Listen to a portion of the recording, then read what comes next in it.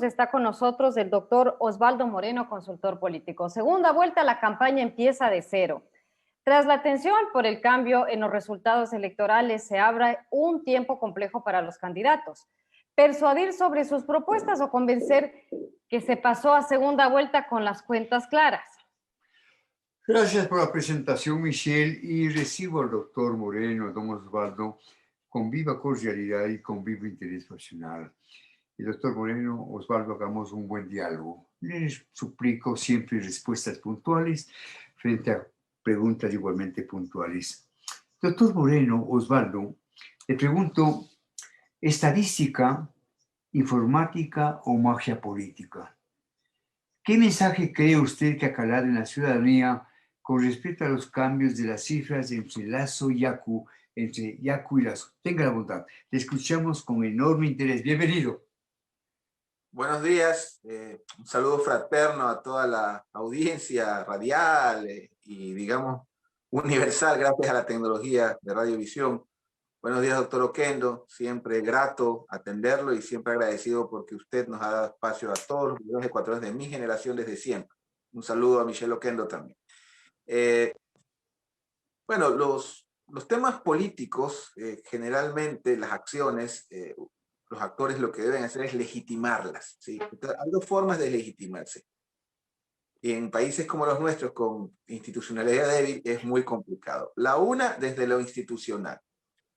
Creo que el Consejo Nacional Electoral se apresuró al haber, digamos, declarado un conteo rápido sin puntualizar, por sobre todas las cosas, que existía o que existe, para mí sigue existiendo, un empate técnico por, digamos, el segundo puesto. A veces incluso quiero pensar que la señora también estaba tan emocionada que va a haber segunda vuelta que se le pasó ese detalle. Quiero pensar en la buena fe de las personas. Entonces, esa es la parte, digamos, institucional.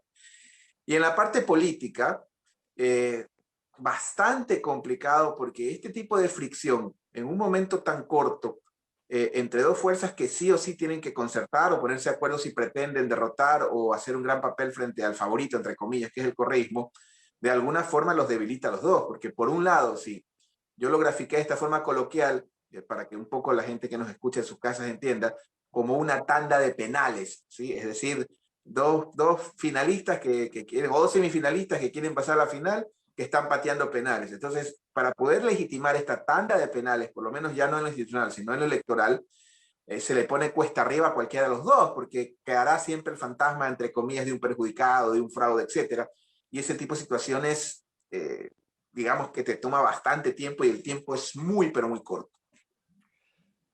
Osvaldo, valiosa su comparación deportiva. Veo que es además un fanático del fútbol, ¿no? Seguramente será por el color de su bonita camisa.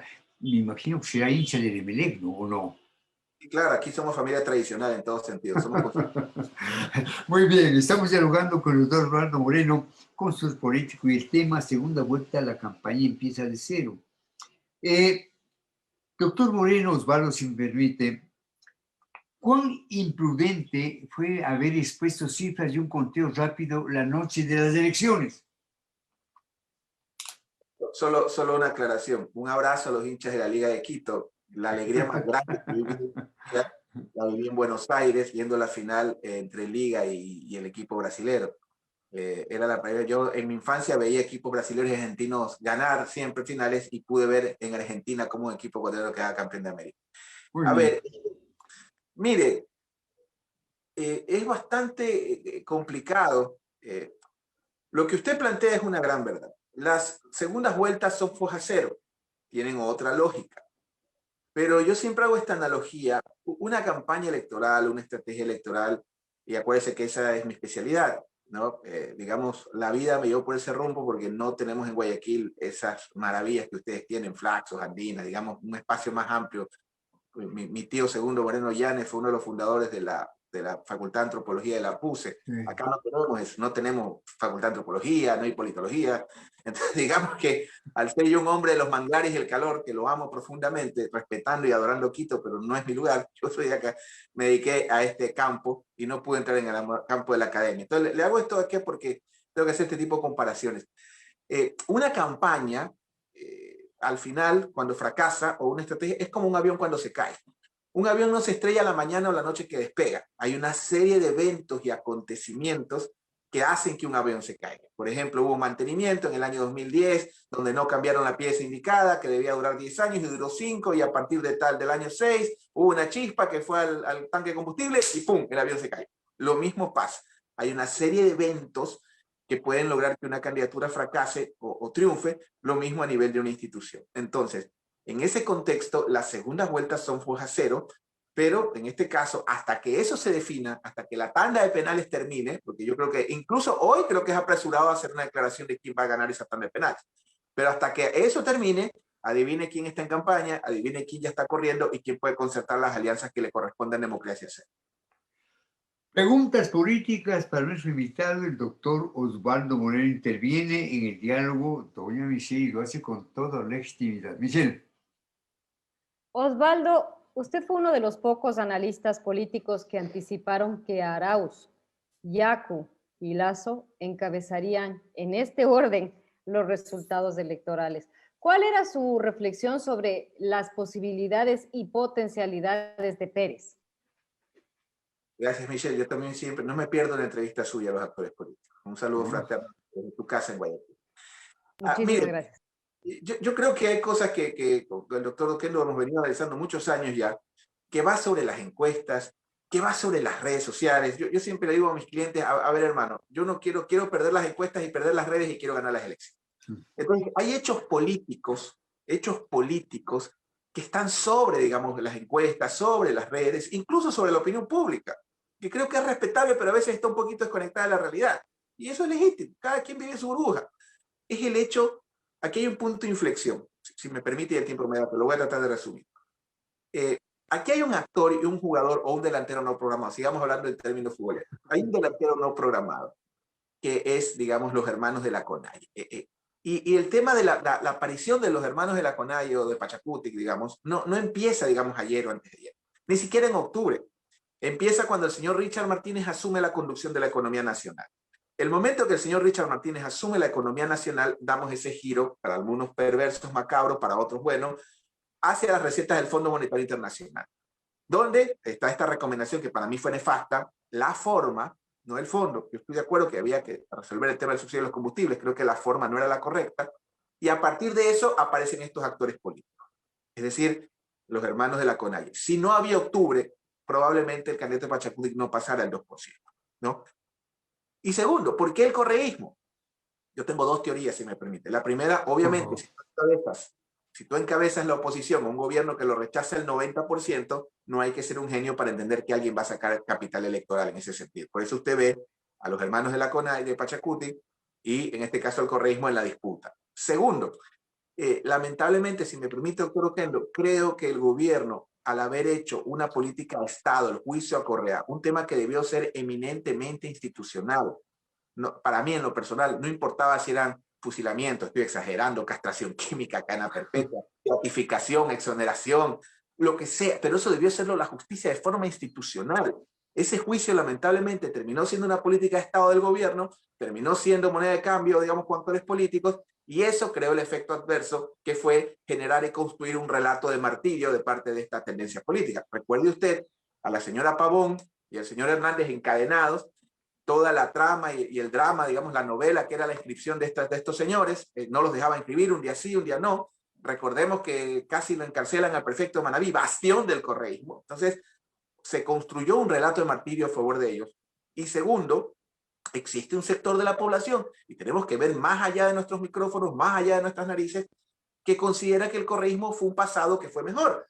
Y eso tiene sentido. Y yo siempre pongo la analogía de lo que nos pasó en Quito. Digo no, porque no vivo en Quito, pero lo amo profundamente. Hay mucha gente que todavía no entiende por qué Yunda ganó las elecciones. Obvio, pues, no era lo mismo relevar todas en Quito que relevar a Nebot en Guayaquil.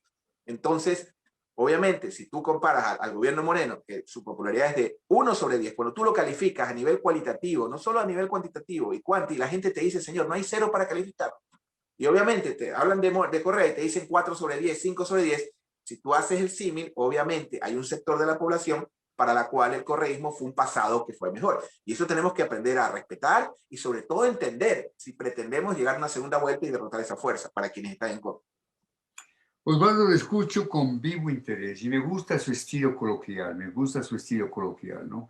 Estamos dialogando con el doctor Osvaldo Moreno, consultor político, y Diego, simplemente Diego Osvaldo, Osvaldo y Diego, ¿no? Osvaldo, si finalmente el señor Lasso pasa a la segunda vuelta y si su campaña sigue basándose en un ejercicio de mirarse al espejo, ¿cuál pudiera ser el resultado del 11 de abril? ¿Cuál pudiera ser el resultado del 11 de abril? Mire, si me permite, con profundo respeto, no me gusta, digamos, criticar a un arquitecto hablando de obras ajenas, hay que respetar siempre el trabajo ajeno, pero en función de los resultados, yo creo que el gran error de la campaña del señor Lasso fue que es una campaña que se hablaba de lo que usted plantea, a sí mismo.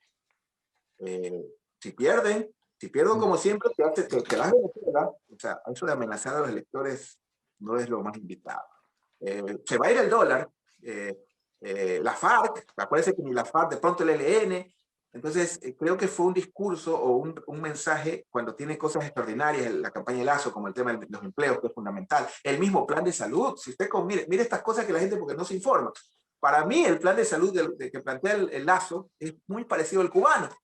Y de hecho, mucha gente cuestiona muchas cosas de Cuba, pero el tema de salud siempre está como en la agenda, en el debate. Medicina comunitaria, gratuidad universal.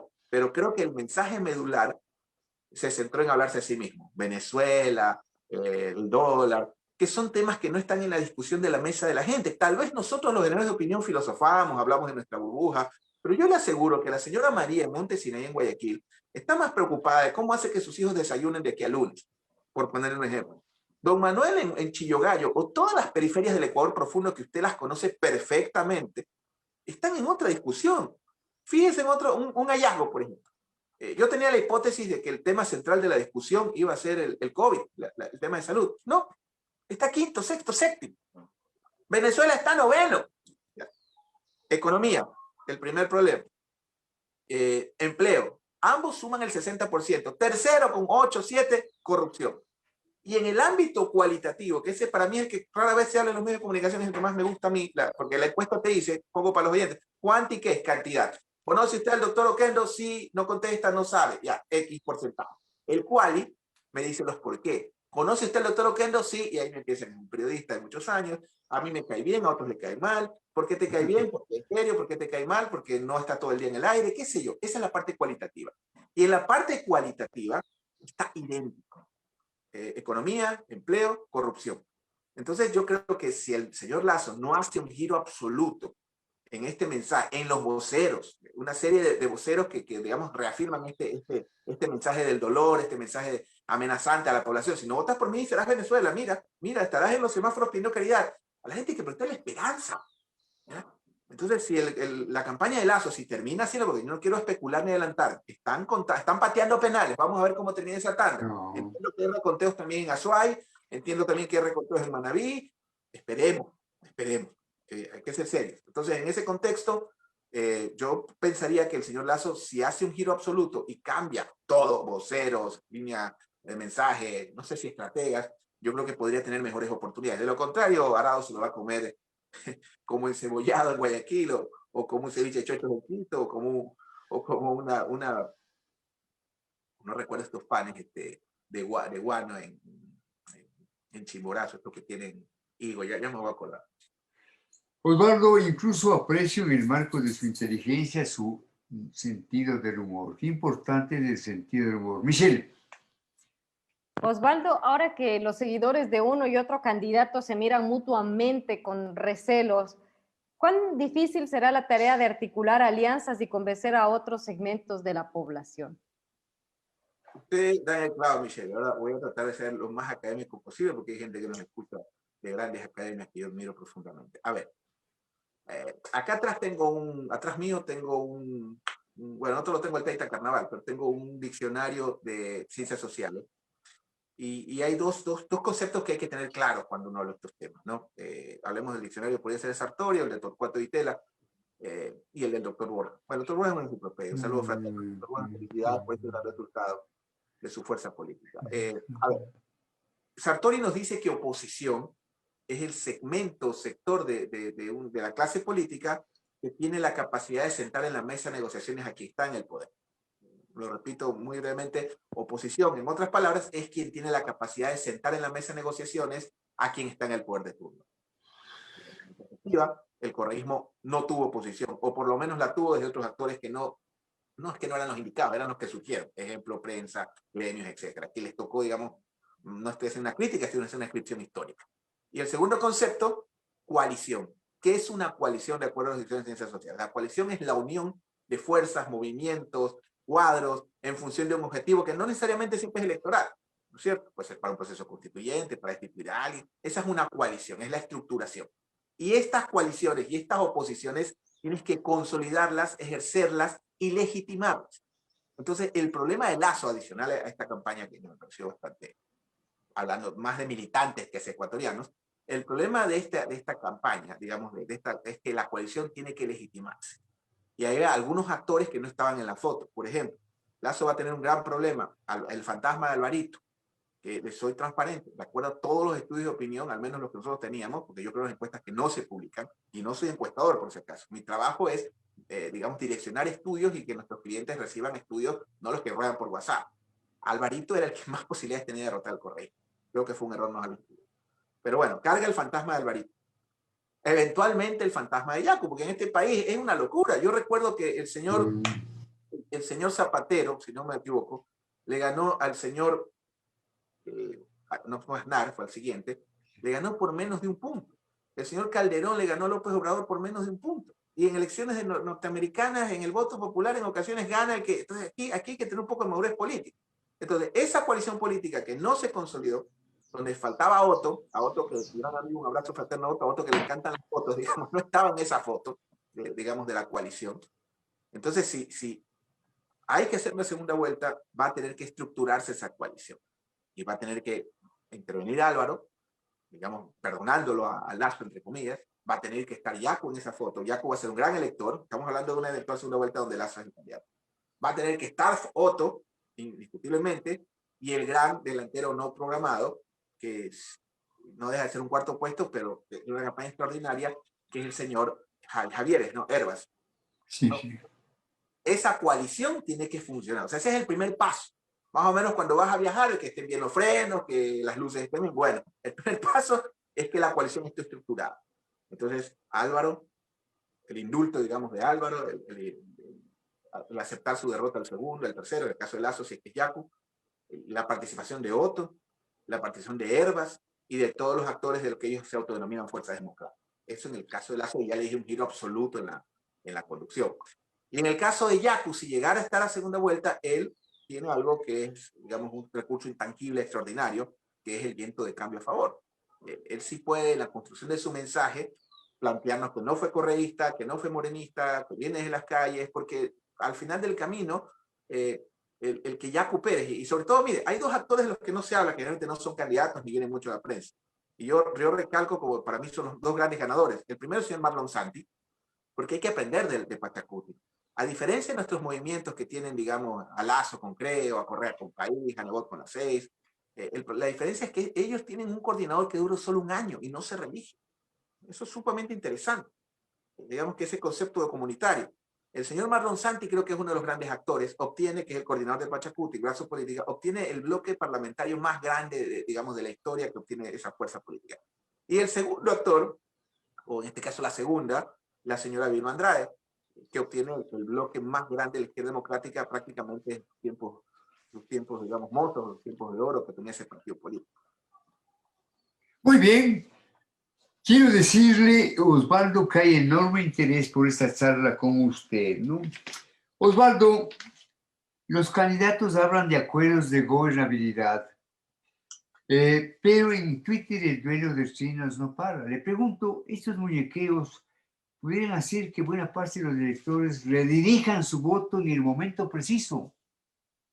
A ver, esto va para Michelle, que es millennial, y para quienes nos están viendo. Yo creo que llevo casi 20 años realizando ninguna actividad que no sea en el mundo de la comunicación política, porque hay mucha fantasía. Aquí la gente se imagina solo campañas, segundas vueltas. El consultor político profesional hace desde academia, gobierno, capacitación, campañas, ¿no es cierto?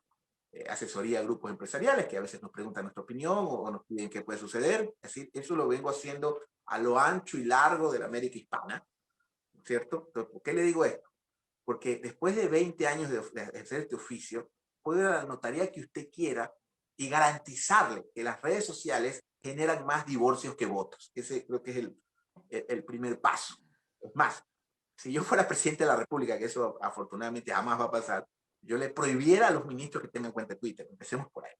Entonces, en ese contexto, la parte, digamos, digital, la parte, digamos, de que se habla del mensaje, bla, bla, bla, hay fuerte evidencia, digamos, de que estos canales de comunicación terminan siendo accesorios, digamos, a la campaña electoral. Y no hay que cometer el error de hacer la campaña funcional o la estrategia funcional a las redes sociales. Fíjese el caso de la costa. En la costa, durante esta pandemia macabra, porque alguien tendrá que algún día hacerse responsable del delirio y del holocausto que sufrimos los guayaquileños, eso yo creo que va a entrar, y usted que sabe de historia, de las dos grandes tragedias que ha sufrido Guayaquil por culpa de los gobiernos centrales. El uno, la matanza de los trabajadores en el año 22. El segundo, la matanza de los estudiantes en el gobierno de Camilo Ponce Enríquez en 1959. Y la tercera fue la negligencia brutal que sufrimos en el mes de marzo en esta maravillosa ciudad que usted ama tanto. Entonces, a partir de esa pandemia, de 2.800.000 niños de las escuelas públicas de la costa, 1.500.000 no pudo estudiar. ¿Y usted sabe por qué? Porque no tenían conectividad al 100%, es decir, un plan de internet, porque no tenía el aparato, digamos el celular del papá, o no tiene la laptop. Como el caso de las laptops. Ahora que están en campaña, yo les recomiendo a los candidatos, ojalá hagan una importación masiva de unos 3 millones de laptops para que estos sinvergüenzas que están vendiendo las laptops a precios exorbitantes, porque nos metieron el cuento de que no, que son los impuestos. Oiga, las laptops están con 0 aranceles en todo. En todo. Y váyase a Colombia, no a Estados Unidos, cuestan casi la mitad. Entonces, en ese escenario, ese parámetro digital que nos están vendiendo termina siendo funcional a la comunicación, y no la comunicación debe ser funcional, digamos, a esta comunicación digital. Doctor Moreno Osvaldo, un placer de charlar con usted, un placer. Es un hombre inteligente, un hombre con buena capacidad de expresión y con sentido del humor, y además, pues, también con una gran devoción por el fútbol, ¿no es cierto? En lo internacional, en lo internacional, ¿tiene algún equipo? Barcelona, ¿qué equipo tiene en lo internacional? ¿El Bayern? No, para nada. Cuento que yo como buen colombeño, yo vengo de Columbe, Cantón Colta, de ver mi familia. Yo soy hincha del Olmedo también, y yo viví en Chimborazo en el año 2000 cuando quedamos campeones, pero soy hincha, digamos, de Melec en Guayaquil, y un entrañable y convulsivo y patológicamente hincha de la selección nacional. Ya lo que pasa en Europa, para mí Europa se acaba en España, ¿no? Entonces, me parece respeto, pero entre ver al Bayern y al otro, prefiero ver un buen partido de segunda división jugándose el ascenso aquí en el Cantón de la Paz. Le confieso un pecado y me despido. Yo casi no sigo al fútbol nacional, me encanta el fútbol internacional. Soy un experto, muy bien. Osvaldo, un abrazo.